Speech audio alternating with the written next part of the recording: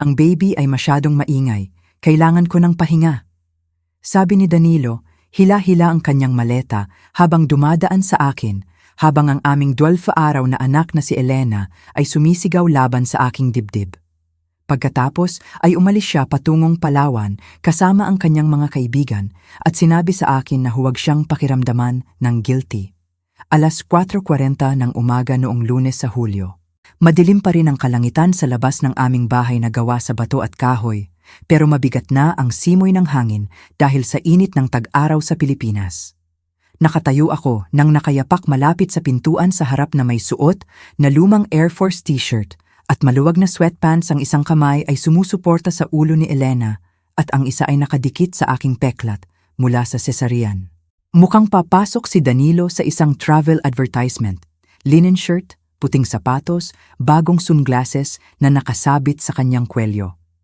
Ako naman ay mukhang hindi pa nakakatulog mula pa noong araw ng kalayaan. Pakiusap, sabi ko, ipagpaliban mo lang ng 1 linggo. Tiningnan niya ang kanyang telepono sa halip na ako. Hindi na maibabalik ang bayad sa eroplano. 6 na araw pa lang noong binuok yon. Buntong hininga siya na parang ako ang unreasonable. Tumataas pa ang iyak ni Elena, matalim at walang hininga, at napangiwi si Danilo. Nakaya mo naman ang deployments at emergency operations, sabi niya. Huwag mo ngang sabihin na isang baby lang ay sobra na para sa iyo. Ganoon ginagamit ni Danilo ang aking karera sa militar laban sa akin. Kapag gusto niyang ipagmayabang ako ang kanyang matibay na asawa sa Air Force. Kapag gusto niyang iwasan ang responsibilidad, ako naman daw ay masyadong kaya hindi na raw kailangan ng tulong. Yumuko siya at hinawakan ng 2 daliri ang noo ni Elena. Taon na ang nakalipas, bago ako sumakay ng eroplano patungong overseas assignment, ginawa niya rin ang parehong galaw. Noon, parang pribado at puno ng pagmamahal. Ngayong umagang iyon, parang isang bagay na gagawin niya para sa kamera. Umalis ang kanyang rideshare alas 4:47. Nanatili ako sa tabi ng pinto hanggang sa mawala ang mga ilaw sa likod. Pagkatapos ay sumuka si Elena ng mainit na gatas pababa sa harap ng aking damit.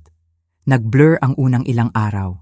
May reflux si Elena at mukhang pinakahirap siya mula hating gabi hanggang alas 4 ng madaling araw. Papakainin ko siya, itatayo, papalitan ang lampin at sa wakas ay ilalagay sa basinet. 10 minuto pagkatapos, magsisimula na naman ang iyak. Sumasakit ang peklat ko kapag mabilis akong tumayo. Namamaga ang aking mga bukong-bukong. Paulit-ulit kong nakakalimutan kung nainom ko na ba ang gamot sa sakit. Isang gabi pagkatapos na makatulog si Elena, pumasok ako sa banyo at inilock ang pinto. Naupo ako sa nakasara na toilet, hinawakan ang nakatuping tuwalya sa aking tiyan at umiyak ng tahimik hanggat maaari. Inisip kong tawagan si Danilo.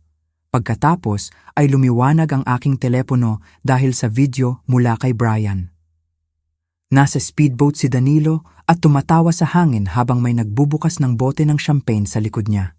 Pinaharap ko pababa ang telepono. 3 araw pagkatapos, nagmaneho ako patungo sa botika sa Slex dahil nauubusan na kami ng gatas at gamot sa hangin ng sanggol. Nagsimulang mag-inarte si Elena bago pa man ako makarating sa counter. Ibinenta ng cashier ang lahat. Ang aming joint debit card ay hindi gumana. Sinubukan niya ulit. Hindi pa rin, sabi niya ng mahinahon. Isang lalaki sa likod ko ay inilipat ang kanyang basket mula sa isang kamay patungo sa isa. Lalong lumakas ang iyak ni Elena sa loob ng carrier. Nagpawis ako sa ilalim ng damit at ang mga kalamnan sa paligid ng peklat ay humigpit hanggang kailangan kong sumandal sa counter. May isa pa akong card. Nanginginig ang aking mga kamay habang binunot ko ang emergency credit card na itinatago ko sa wallet. Nakarating ako sa sasakyan, binuksan ang aircon sa mataas at tiningnan ang aming bank account. Halos 900,000 ang nailipat mula sa aming emergency savings. 2 beses kong tinawagan si Danilo. Hindi siya sumagot. 4 na oras pagkatapos, nag-text siya. ***, kailangan ng resort ng mas malaking deposito. Ibabalik ko pagkatapos ng deal kay Goryo. Huwag mo namang gawing malaking problema ang lahat. ***. Binasa ko ang mensahe ng 3 beses. Pagkatapos ay tinawagan ko ang aking ama. Dumating si Mang Renato mula sa Tagaytay nang gabing iyon dala ang mga lampin, grocery at isang lumang berdeng army duffel. Siya ay 72 taong gulang at mas mabagal ang kilos kaysa sa kanyang inaamin. Sumakit ang kanyang kanang balakang sa hagdan sa harap, pero nang tanungin ko, itinaboy niya. Kailangan lang ng langis, sabi niya. Inalagaan niya si Elena habang naligo ako. Nang bumalik ako, nakaupo siya sa recliner sa nursery at sinusubukang i-fastener ang maliliit na snaps sa damit ni Elena. Matigas ang kanyang mga daliri dahil sa arthritis at pagkatapos ng ikatlong pagkabigo, tumingala siya. Ikaw na ang bahala sa fine motor portion ng operasyon na ito. Unang pagkakataon na natawa ako mula nang umalis si Danilo. Nang gabing iyon, natagpuan ko si Mang Renato na natutulog sa recliner habang nakasandal si Elena sa kanyang dibdib. Isang kamay ay protektibo sa likod nito. Ang isa ay nakadikit sa kanyang balakang, masakit para sa kanya. Gayunpaman, dumating siya. Binuksan ko ang aming joint email account upang hanapin ang bank transfer. Doon ko natagpuan ang mga mensahe sa pagitan ni Danilo at isang mortgage broker. Sinimulan niya ang proseso ng refinancing ng aming bahay, ang bahay ko. Binili ko ito bago ang aming kasal gamit ang pera na iniwan sa akin ng aking ina at ipon mula sa aking karera sa militar. Laging nasa pangalan ko ang deed. Hindi maaaring magpatuloy ang refinance ng walang aking lagda, pero sinulat ni Danilo na pumayag na raw ako. Tinitigan ko ang screen hanggang sa tumigil sa paglabo ang mga salita. Hindi na ito tungkol sa makasariling bakasyon. Sinusubukan ng aking asawa na kontrolin ang aking pinakamalaking asset habang nagpapagaling ako mula sa operasyon at nag-aalaga ng aming bagong silang na anak ng mag-isa. Hindi ko siya tinawagan. Isinave ko ang bawat email, gumawa ng folder sa aking laptop, at nag-iwan ng mensahe para kay Attorney Angela Reyes, isang family law attorney na inirekomenda ng isang kaibigan sa base. Ilang minuto pagkatapos, nagpadala si Danilo ng isa pang video mula sa isang yacht.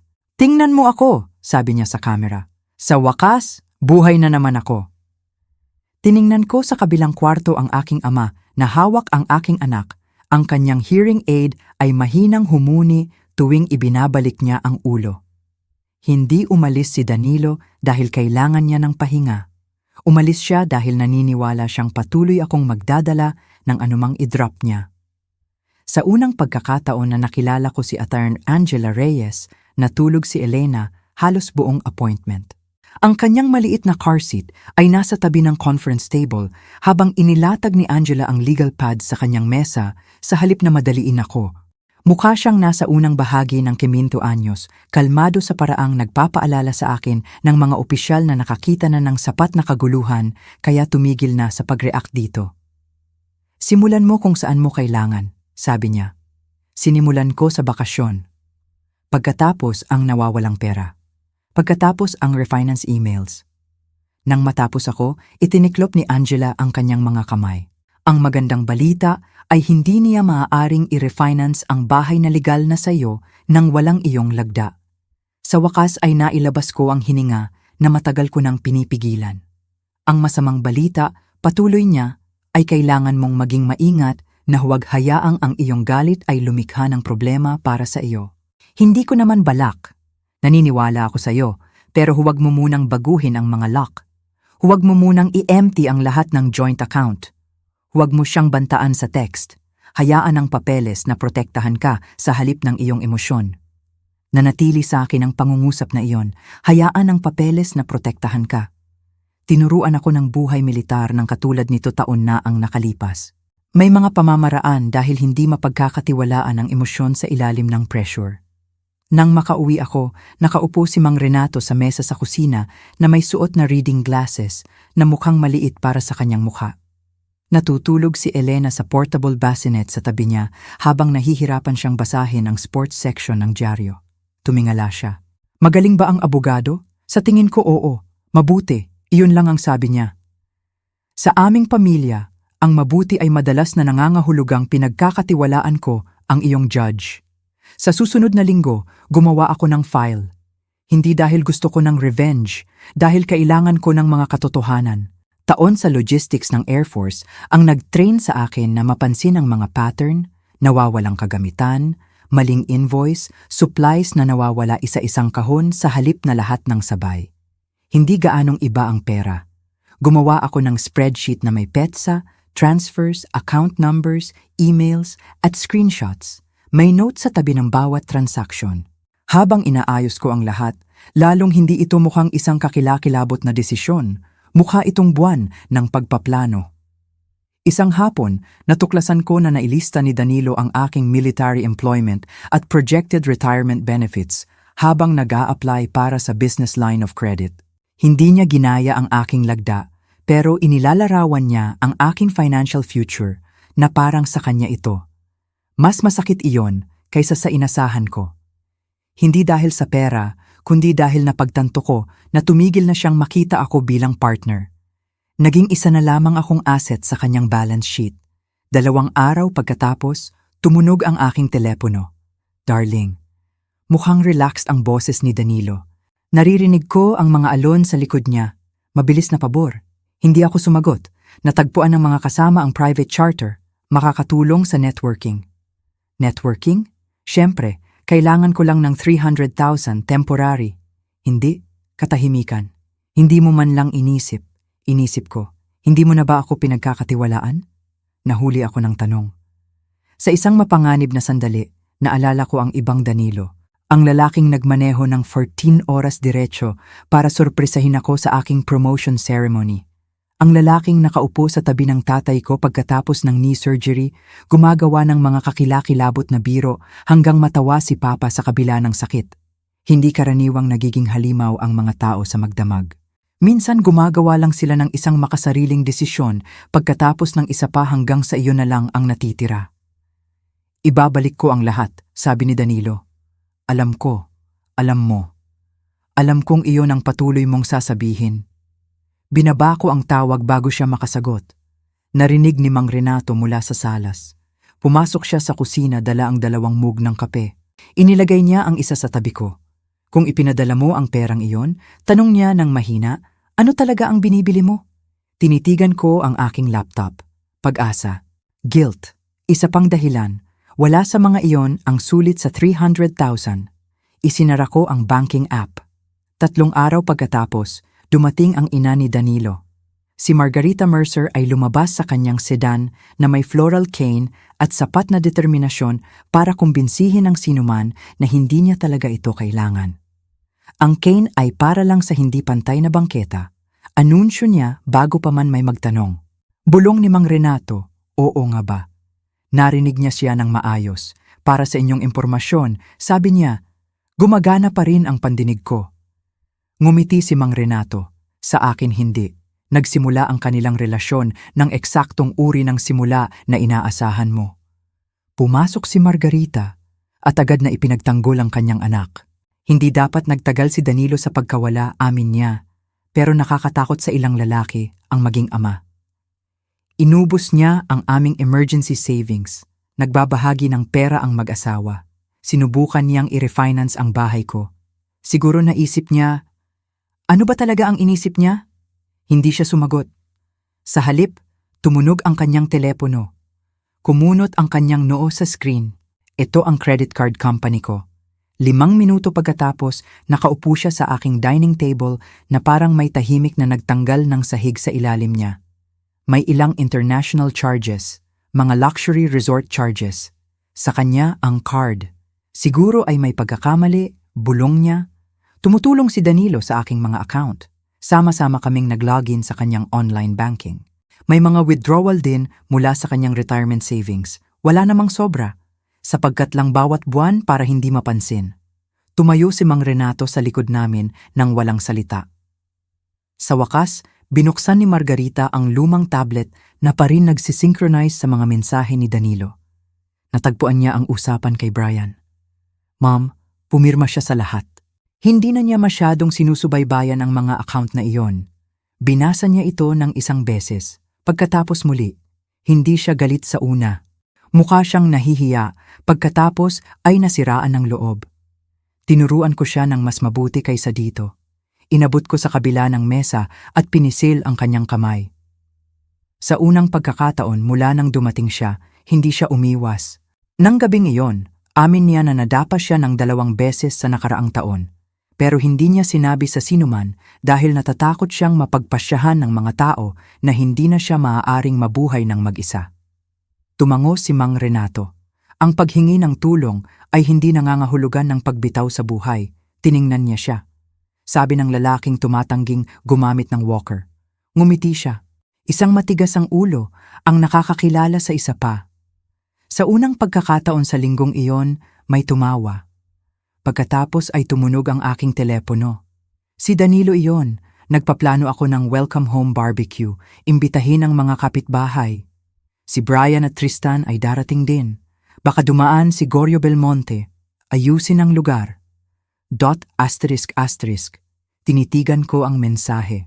Si Gorio Belmonte ay hindi kaibigan.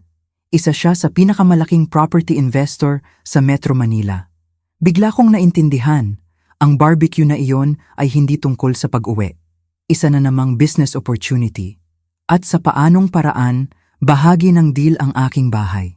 Halos hindi ako nakatulog pagkatapos basahin ang mensahe ni Danilo tungkol sa barbecue. Hindi dahil natatakot akong makita siya muli.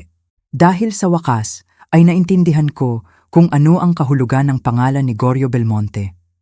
Kinabukasan ng umaga, pagkatapos magpumilit si Mang Renato na manatili sa bahay kasama si Elena, nagmaneho ako patungo sa opisina ni Attorney Angela. Hinihintay na niya ako na may folder sa harap. Tiningnan ko si Gorio Belmonte, sabi niya. Ako rin, tumango si Angela. Kung gayon alam mo na isa siya sa pinakamalaking private real estate investor sa lugar na ito. Alam ko rin na hindi iniimbitahan ni Danilo ang multimilyong piso na investors sa backyard cookout para lang kumain ng inihaw. Inihagod ni Angela ang isang dokumento sa mesa. Hindi ko mapapatunayan kung ano ang balak sabihin ni Danilo, pero masasabi ko ito. Inilalarawan niya ang iyong property bilang off-market opportunity. Tinitigan ko ang papel. Talaga bang akala niya ay maibebenta niya ang bahay ko? Sa tingin ko naniniwala siyang mananahimik ka. Masakit iyon dahil malamang na totoo. Sa loob ng maraming taon, pinoprotektahan ko si Danilo mula sa kahihiyan. Kung nakalimutan niya ang mga kaarawan, gumawa ako ng mga dahilan. Kung sobra ang ginastos niya, inayos ko ang budget. Kung walang ingat ang kanyang pananalita, inayos ko pagkatapos. Ang pagpapanatili ng kapayapaan ay unti-unting naging isa pang full-time na trabaho. Hindi na. Ayaw ko ng circus, sabi ko kay Angela. Mabuti. Ayaw ko rin ng mga taong nagpapasa-pasa ng bank statements. Mabuti rin. Isang bagay lang ang gusto ko. Naghintay siya. Gusto kong marinig ng lahat na niloko ang katotohanan. Ngumiti si Angela. Mas malakas na posisyon niyon. Nagkasundo kami sa isang simpleng plano. Kung ipinahayag ni Danilo ng publiko na may awtoridad siya sa bahay, tatanungin ko siya ng mahinahon na ipakita ang aking written permission. Kung hindi niya magawa, ipapakita ko ang deed at ang written statement ni Angela na nagkukumpirma na ako lang ang may-ari ng property. Pagkatapos lamang niyon ay ibibigay ng process server ang divorce papers at temporary court orders kung pipirmahan ng judge sa tamang oras. Walang sigawan, walang pagmumura. Gagawin ng mga katotohanan ang trabaho. Nang makauwi ako, nag-a-unload si Tasha ng mga grocery bag. Akala ko, makakalimutan mo na naman kumain, sabi niya. Nakain na ako. Inabot niya sa akin ang isang sandwich bago ako makapagprotesta. Kaya, tanong niya, ano ang battle plan? Hindi ito labanan. Itinaas niya ang isang kilay. Sige. Ano ang operasyon? Natawa ako sa kabila ng sarili. Cater natin ang party. Walang homemade food, wala akong energy. At tapos na akong magpanggap na perpekto ang lahat. Sa halip na gumugol ng 2 araw sa pagluluto, nag-order ako ng inihaw mula sa isang family-owned restaurant sa Tagaytay na paborito ni Mang Renato. Lechon, longganisa, potato salad, beans, iced tea, masarap na pagkain, walang hindi kailangang stress. Tiningnan ni Tasha ang order confirmation at ngumiti. Alam mo kung ano ang gusto ko sa iyo? Ano? Sisirain mo ang buong pantasya ng isang tao habang tinitiyak na makakakuha muna sila ng disenteng inihaw. Kahit si Mang Renato ay natawa sa iyon. Ang mga sumunod na araw ay nagpaalala sa akin na hindi tumitigil ang totoong buhay kahit naghahanda ka para sa isang mahalagang bagay. Lalong lumala ang reflux ni Elena. Isang gabi, umiyak siya ng halos 3 oras diretso.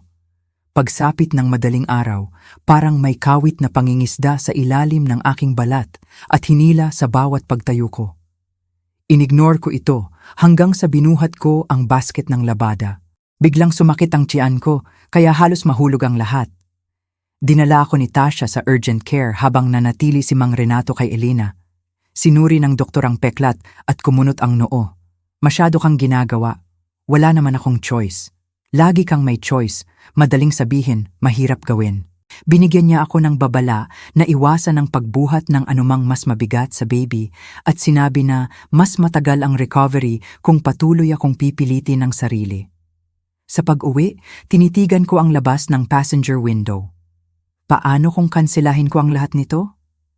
Tanong ko ng mahina. Hindi agad sumagot si Tasha. Ano ang ibig mong sabihin?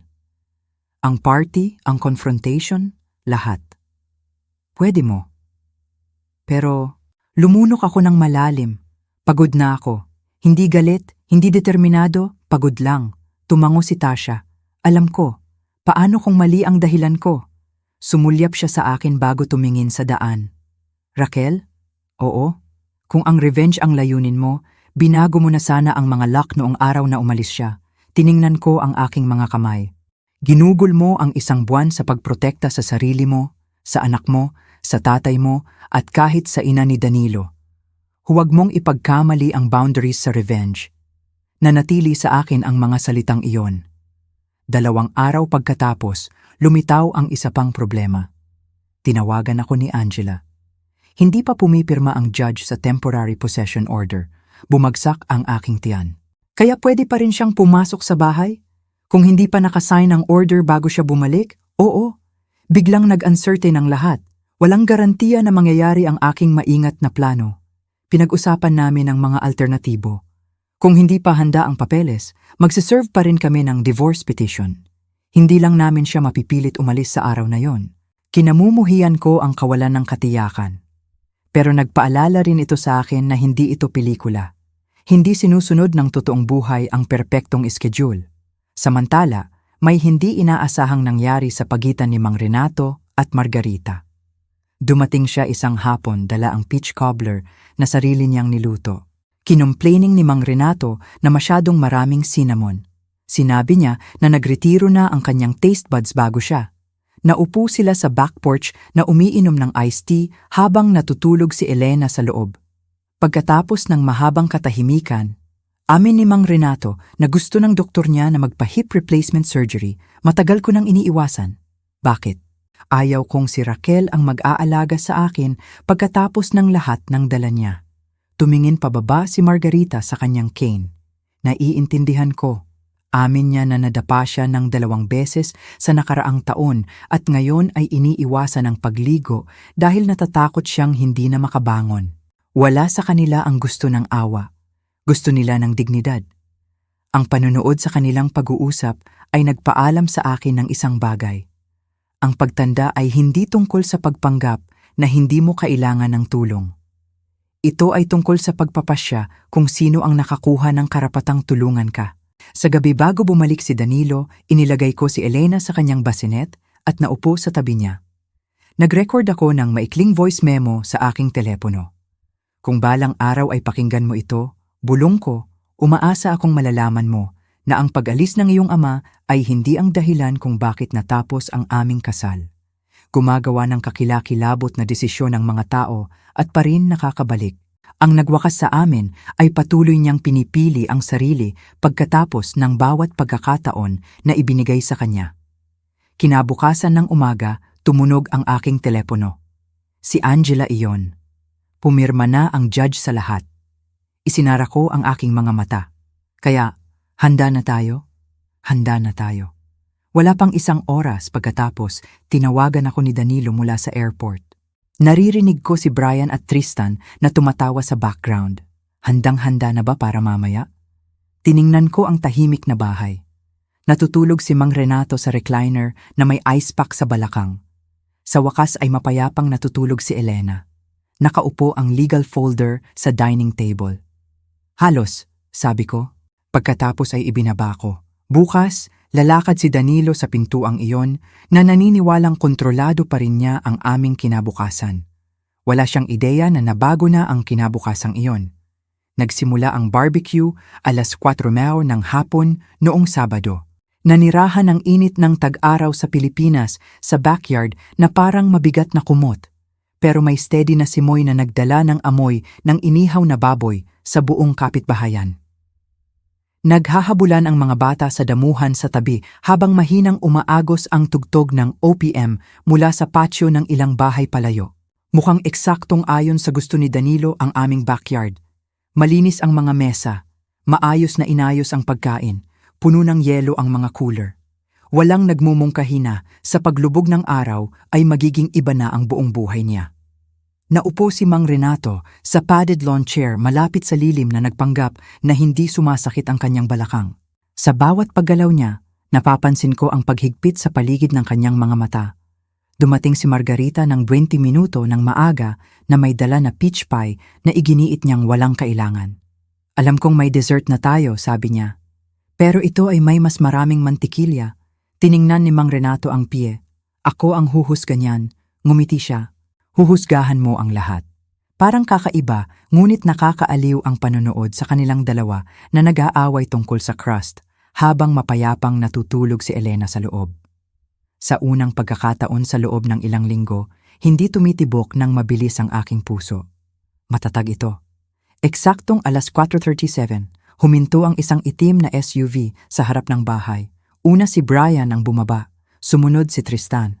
Pagkatapos ay lumabas si Danilo sa driveway na may suot na mamahaling polo shirt, sunglasses at ang relaxed na ngiti ng isang lalaking kumbinsido na eksakto pa rin ang lahat kung saan niya ito iniwan. Binuka niya ang kanyang mga braso. Umuwi na ako. Walang lumapit sa kanya ng mabilis. Si Tasha ang sumagot sa front door bago ako.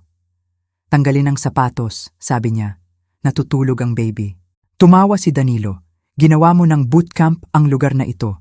Nagkibit balikat si Tasha. Pinahahalagahan ng mga baby ang malinis na sahig. Pumasok siya na dala ang mga shopping bag na puno ng pasalubong. Binigyan niya si Brian ng beer bago batiin ang kanyang sariling anak. Nanatili sa akin ang maliliit na detalye na iyon. Mas mahalaga si Elena kaysa sa paggawa ng entrance. Nang sa wakas ay natagpuan niya ako sa kusina, hinalikan niya ang aking pisngi para sa lahat na nanonood. Mukha kang pagod, busy na buwan. Ngumiti siya na parang pinuri ko siya. Alam kong kakayanin mo ang lahat. Siyempre alam niya, naging reputasyon ko na ang pagkakaya ng lahat. Patuloy na dumarating ang mga bisita. Mga kapitbahay, katrabaho, ilang lokal na negosyante. Sa wakas, pumasok si Goryo Belmonte sa gate na may suot na jeans at asul na sport coat. Agad na lumiwanag si Danilo. Goryo, salamat sa pagdating. Sa loob ng ilang minuto ay nagbibigay siya ng tour kay Goryo sa bahay. Nanatili ako sa labas, naghintay ako. Pinaalalahanan ako ni Angela na huwag agad makialam. Mas malakas na bumabagsak ang katotohanan kapag narinig muna ang kasinungalingan. Ilang minuto pagkatapos ay pumasok ako sa salas na buhat si Elena. Nakatayo si Danilo sa tabi ng fireplace na nagpapaliwanag ng renovation ideas. Pwedeng alisin ang dingding na ito, sabi niya. Open concept ang mas mabenta. Tumango si Goryo. Mas malaki ang lote kaysa sa inasahan ko. Talaga. Ngumiti ng may pagmamalaki si Danilo. At pinagkakatiwalaan ako ni Raquel sa lahat ng desisyon sa property. Naghintay ako ng 1 segundo pa. Pagkatapos ay nagsalita ako. Danilo, lumingon siya. Oo? Pwede mo bang ipakita kay Goryo ang dokumento kung saan binigyan mo ako ng permiso na ibenta ang bahay ko? Katahimikan. Hindi dramatic na katahimikan, totoong katahimikan. Ang uri kung saan biglang naging interesado ang lahat sa parehong usapan. Tumawa si Danilo. Nagjo-joke lang si Raquel. Tiningnan ko si Goryo. Hindi. Lumitaw ang ngiti ni Danilo. Napag-usapan na namin ang pagbebenta. Napag-usapan na namin ang maraming bagay. Pinanatili ko ang kalmadong boses. Nasaan ang aking authorization? Mukha siyang uncomfortable sa unang pagkakataon sa hapon na iyon. Raquel, ipakita mo na lang, wala dahil kasal tayo. Tumango ako ng isang beses. Kaya, ang sagot mo ay hindi. Lumapit siya. Pwede bang huwag nating gawin ito sa harap ng lahat? Dinala mo ang lahat dito. Ibaba niya ang boses. Pagod ka? Emosyonal ka? Huwag tayong maging eksena. Inasahan ko yon. Hindi galit, hindi pagtanggi. Sapagkat lang duda para tanungin ako ng lahat. Inabot ko sa folder na inihanda ni Angela. Ito ang certified property record mula sa lokal na registry. Inabot ko muna kay Goryo. Binili ang bahay bago ang aming kasal gamit ang aking mana at ipon mula sa militar. Laging nasa pangalan ko lang ang deed. Tahimik na binasa ni Goryo. Pagkatapos ay tiningnan si Danilo. Sinabi mo sa akin na joint control ito. Namula ang mukha ni Danilo. Ako? Halos ganoon naman. Hindi. Sabi ko ng mahinahon. Hindi. Nangyari na ang kanyang brokerage manager ay nakatayo lamang ilang metro palayo. Lumapit siya. Danilo, alam mo ba ito? Itinuwid ni Danilo ang kanyang balikat. Ginagawa ko ito para sa pinakamabuti ng pamilya. Halos naniwala ako na naniniwala siya mismo. Hindi siya cartoon villain. Tunay na akala niya na sapat na ang gustuhin ng todo para maging karapat-dapat dito. Namuhunan ako ng pera namin, patuloy niya. Bumubuo ako ng mas malaki. Kinuha mo ang aming emergency savings habang kailangan ng formula ng iyong bagong silang na anak? Humigpit ang kanyang panga. Ibabalik ko. Pagkatapos, gamitin ang aking employment records para suportahan ang iyong business credit application? Nanlaki ang kanyang mga mata. Tiningnan mo iyon? Tiningnan ko ang lahat. Bago siya makasagot, may ibang boses na sumabat. Ako naman, dahan-dahang pumasok si Margarita sa kwarto. Ang mahinang tap-tap-tap ng kanyang floral cane ay umalingaw-ngaw sa hardwood floor. Nanood ang lahat sa kanya. Huminto siya sa tabi ni Danilo. Ginamit mo rin ang aking retirement account, nanay. Ginastos mo ang iyong bakasyon sa aking credit card. Namamahala ako sa iyong finances. Nagtago ka sa akin. Puntong hininga siya ng walang pasensya. Nakakalimutan mo na ang mga bagay. Itinuwid ni Margarita ang kanyang balikat. Ginawa akong mas mabagal ng aking edad, Danilo. Tiningnan niya ng diretsyo ang kanyang mga mata. Hindi nito ginawa akong tanga. Walang nagsalita. Patuloy niya. Pinagkatiwalaan kita dahil anak kita. At itinuring mo ang tiwala na iyon na parang blank check. Itinulak ni Mang Renato ang sarili mula sa upuan na may visible na pagsisikap. Malinaw na masakit ang kanyang balakang. Wala siyang pakialam. Tiningnan niya si Danilo. Naniniwala sa iyo ang mga babae sa buhay mo. Nalito mo iyon sa pagmamay-ari. Biglang tumunog ang doorbell. Isang lalaki na may gray suit ang nakatayo sa labas na may hawak na leather folder. Danilo Reyes? Oo, na-serve ka na. Otomatikong tinanggap niya ang envelope. Pagkatapos ay binasa niya. Divorce petition, temporary financial restrictions, custody filing, court order na nagbibigay sa akin ng exclusive possession ng bahay. Mabilis na nagbago ang kanyang ekspresyon na halos masakit tignan. Tumingin siya sa garage keypad. Nabago na ang mga numero sa ilalim ng court order. Tumingin siya pabalik sa akin. Pagkatapos sa paligid ng kwarto. Sa wakas, bulong niya, hindi. Lumunok siya. Hindi ito maaaring mangyari. Nakipagkita ako sa kanyang mga mata. Nangyari na. Nasa bakasyon ka lang. Walang pumalakpak, walang nag-cheer. Hindi gumagana ang totoong buhay sa ganoong paraan. Tahimik na binuhat ni Brian ang kanyang overnight bag. Lumapit si Tristan kay Tasha. May alam ka bang disenteng hotel sa malapit? Nang hindi nawawala ang ritmo, sagot niya, oo. Pero kailangan ninyong magbayad ng sariling kwarto. Kahit si Goryo ay ngumiti, pumunta ako sa hallway closet at bumalik na may maliit na duffel bag. Sa loob ay ang mga damit ni Danilo, gamot, toiletries at phone charger. Tinitigan niya ito. Itinatapon mo ako? Binibigyan kita ng kailangan mo mamaya. Plano mo lahat ito? Hindi. Umiling ako. Plano mo. Inasahan mo lang na patuloy akong maglilinis pagkatapos mo. Tiningnan niya si Elena na mapayapang natutulog sa aking mga braso. Sa isang segundo, nakita ko ang isang bagay na halos nakalimutan ko. Pagsisisi. Baka totoo, baka hindi. Sa alinmang paraan, masyadong huli na ito dumating. Habang naglalakad si Danilo patungo sa front door, naupo si Margarita sa tabi ni Mang Renato. Nahihirapan si Mang Renato na buksan ang bote ng tubig dahil naninigas muli ang kanyang mga daliri. Nang walang salita, kinuha ni Margarita ang bote, binuksan ito at ibinalik. Walang nagpasalamat sa isa't isa. Hindi nila kailangan. May mga bagay na hindi nangangailangan ng salita. Tiningnan ko ang aking tahanan. Sa unang pagkakataon sa mahabang panahon, sa wakas ay ligtas na ito. Madalas itanong ng mga tao kung ano ang nangyari kay Danilo pagkatapos ng hapon na yon. Inaasahan nila ang isang dramatic na ending. Korte. Posas.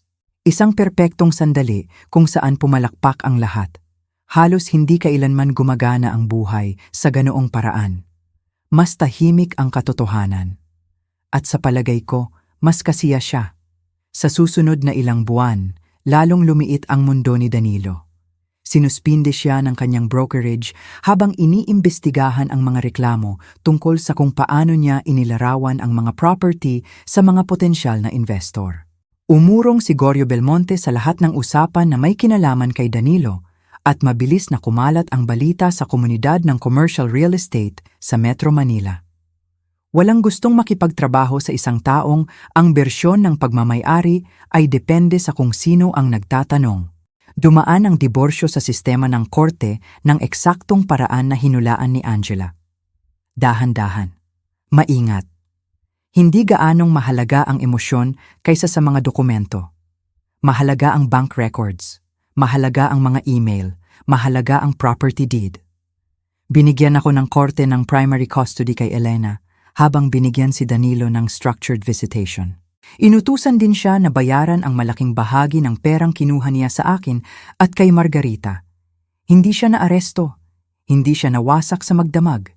Kailangan lang niyang mabuhay sa mga bunga ng mga desisyon na kanyang kinumbinsi ang sarili na makatwiran. Kakaiba, nang sa wakas ay tumahimik ang lahat, doon ko nagsimulang maghiwalay. Sa loob ng ilang linggo ay tumatakbo ako sa adrenaline. Ngayon ay katahimikan. Mas matagal nang natutulog si Elena sa gabi. Mas kaunti na ang tawag ng mga abogado. Umuwi na si Mang Renato.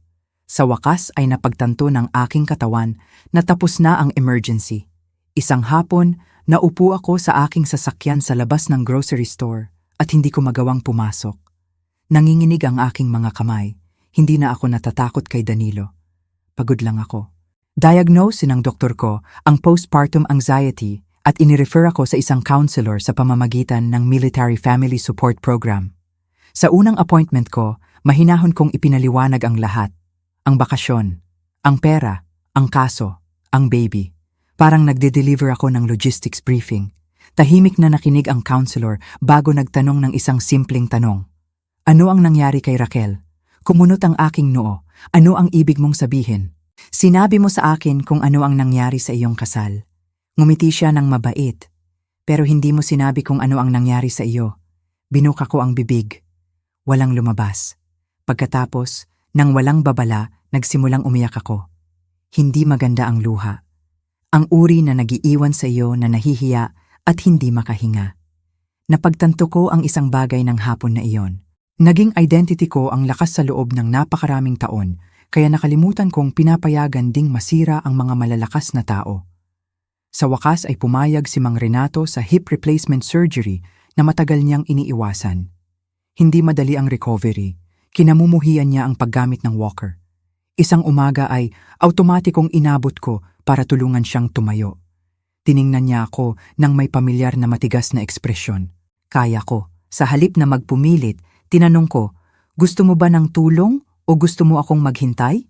Ngumiti siya. Ngayon, iyon ang mas magandang tanong. Minsan tinanggap niya ang aking braso, minsan hindi.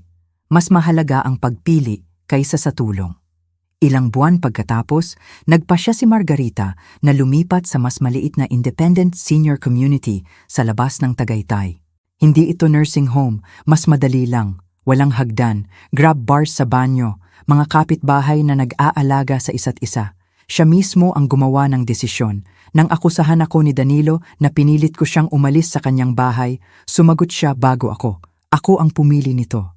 Tinapik niya ng isang beses ang kanyang cane sa bangketa. Ang pagiging independent ay hindi nangangahulugan ng pagpanggap na 25 ka pa rin. Tumawa si Mang Renato. Matagal ko nang sinasabi sa sarili ko iyan. Naging hindi inaasahang magkaibigan ang dalawa. Patuloy pa rin silang nag-aaway sa tuwing magkikita. Iginiit ni Mang Renato na kakilakilabot ang kape ni Margarita. Iginiit naman ni Margarita na gumagana lang ang hearing aids niya kapag sumasang-ayon ang mga tao. Wala sa kanila ang nanalo. Wala sa kanila ang tumigil sa pagtatry. Nag-turn 1 si Elena sa sumunod na tag-araw. Ipinagdiwang namin sa backyard. Walang flashy, hamburgers, potato salad, isang grocery store birthday cake na bahagyang nagsandal dahil sa init ng Pilipinas. Naupo si Mang Renato sa komportabling upuan na may suot na ball cap na patuloy na sinisipsip ni Elena. Maingat na naglakad si Margarita sa patio na may floral cane habang hawak ni Elena ang dalawa niyang daliri, gumagawa ng mga hindi tiyak na maliit na hakbang. Ang panunood sa kanila ng magkasama ay halos nagpaiyak sa akin. Dumating si Danilo ng 20 minuto nang late na dala ang mamahaling laruan na halos mas malaki pa kay Elena. Mukha siyang iba, mas matanda pa, mas hindi sigurado. Inabot niya sa akin ang regalo. Akala ko magugustuhan niya ito. Salamat. Ibinigay ko ito pabalik. Pwede mo bang pakainin muna siya ng tanghalian? Mukha siyang nagulat. Oo, nahirapan siya sa maliit na kutsara. Hinawakan ni Elena ang mashed bananas gamit ang dalawang kamay at agad na ipinahid sa kanyang mukha. Pagkatapos sa shirt ni Danilo, tiningnan niya ako ng tahimik na humihingi ng tulong. Isang taon na ang nakalipas ay papasok ako ng walang iniisip. Ngayon ay ngumiti ako. Kaya mo iyan. Nilinis niya ang mukha nito. Pinalitan ng damit. Pinunasan ng high chair pagkatapos. Awkward, dahan-dahan, pero ginawa niya. Habang nag-i-empake siya para umalis, huminto siya sa tabi ko. Si Brian at Tristan ay hindi na talaga tumatawag. Tumango ako. Alam ko, siguro mas gusto nila ang pera ko kaysa sa akin. Wala nang masyadong masasabi dito. Ilang linggo pagkatapos, nagpadala si Brian ng tseke na sumasaklaw sa bahagi ng gastos sa bakasyon na may handwritten note. Dapat ko siyang pinigilan. Pasensya na, ideposito ko ang tseke. Pagkatapos ay pinakawalan ko ang buong bagay. Dahil sa oras na iyon ay naintindihan ko ang isang bagay na lubusan kong na-miss sa mga kakilakilabot na unang linggo. Ang pinakamalaking parusa na matatanggap kailanman ni Danilo ay hindi ang pagkawala ng bahay, o ang pera, o kahit ang kanyang reputasyon. Ito ay ang malaman na bawat mainit na sandali ng pamilya na makikita niya mula noon ay magpapaalala sa kanya ng isang buwan na kusang isinuko niya. Habang lumulubog ang araw sa kaarawan ni Elena, kinumplaining si Mang Renato na may nakakuha ng huling corner piece ng cake. Mahinahon na amin ni Margarita na siya. Kung matutulog ka, sabi niya, mawawalan ka. Itinuro ni Mang Renato ang daliri sa kanya. Alam kong hindi kita mapagkakatiwalaan. Tumawa siya ng malakas kaya kailangan niyang maupo. Tiningnan ko ang paligid ng bakuran. Wala sa amin ang perpekto. Maingat pa ring naglalakad si Mang Renato. Nakasandal pa rin si Margarita sa kanyang cane. May mga araw pa rin akong biglang dumarating ang anxiety. Hindi tinanggal ng paghilom ang aming mga peklat. Tinuruan lang kami kung paano ito dalhin. Dati ay naniniwala ako na ang revenge ay ang pagpapahirap sa isang tao ng tulad ng pagpapahirap nila sa iyo. Ngayon ay mas alam ko na. Ang tunay na tagumpay ay ang pagbuo ng buhay kung saan hindi na nila nagdedesisyon kung ligtas ka, iginagalang o mapayapa. Kung kailanman ay kailangan mong isara ang pinto sa isang taong minahal mo noon, umaasa akong tandaan mo na ang pagprotekta sa iyong kapayapaan ay hindi makasarili.